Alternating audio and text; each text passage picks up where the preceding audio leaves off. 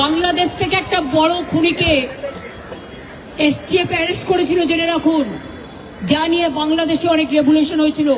অন্য দেশের কথা আমি বলছি না, আমার বলার অধিকার নেই, কিন্তু আমি যেটা বলছি পয়েন্টটা, তারপরে তারা মেঘালয় দিয়ে বাংলায় চলে আসে। বাংলায় যখন চলে আসে তখন আমাদের এসটিএফ তাকে ধরে, এটা তাদের ক্রেডিট। তারপরে হোম মিনিস্টার নিজে আমাকে ফোন করে বলছেন, এতদিন তো কই আমি বলিনি, মুখ করিনি, আজকে অত্যাচারের শেষ সীমায় গেছেন বলে।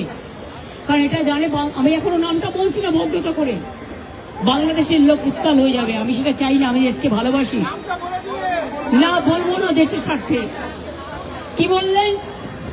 आप थोड़ा आपको बंगाल पुलिस को बोल दो ये बात बाहर में नहीं कहने के लिए, ये देश के लिए है। কাকে দিয়ে খুন করিয়েছিলেন, কার কার নাম বেরিয়েছিল? আজ গভর্নমেন্ট চেঞ্জ হলেও মনে রাখবেন, আমি তো সবটাই জানি। আমার হৃদয়টাই একটা কথা ভান্ডার, তথ্য ভান্ডার, সত্য ভান্ডার।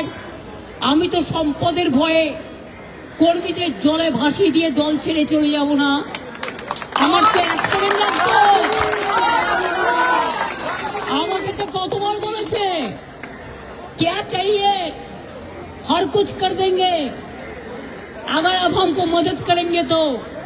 শুনুন, আমাদের পার্টির একটা নীতি আছে, আদর্শ আছে, দর্শন আছে।